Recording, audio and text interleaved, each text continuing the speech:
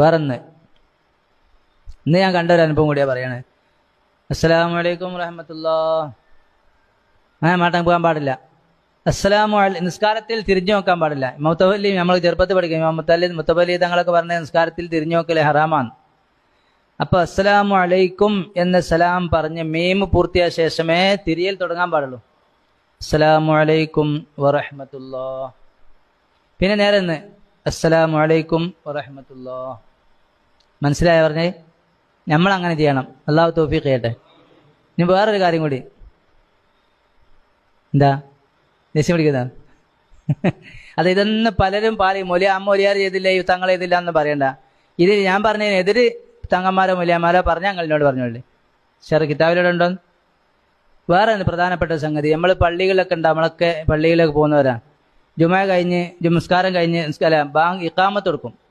ഇഖാമത്ത് കൊടുക്കൽ തുടങ്ങുമ്പോൾ തന്നെ അല്ലെങ്കിൽ ബെല്ലടിക്കുമ്പോൾ തന്നെ നമ്മൾ എണീച്ച് സൊഫ് കെട്ടി തുടങ്ങും, ഇല്ലേ? അതിനെങ്ങനെ വേണ്ടി? അതിൻ്റെ ഹുക്കം എന്താ? നമ്മൾ ഇമാമിങ്ങളെല്ലാം പറഞ്ഞ ഇഖാമത്ത് പൂർത്തിയായ ശേഷം, അത് ഇഖാമത്ത് സ്വലാ പറഞ്ഞ ശേഷമല്ല, ഇഖാമത്ത് പൂർത്തിയായ ശേഷമാണ് എഴുന്നേറ്റ് നിൽക്കന്നെ വേണ്ടി. ആ എഴുന്നേറ്റ് എണീക്കണ്ടേ തന്നെപ്പാ? ഇഖാമത്ത് പൂർത്തിയായ ശേഷം. വെറുതെ ഒരു സുന്നത്ത് നഷ്ടപ്പെടുത്താണ് നമ്മളെ തിരക്കുകൊണ്ട്.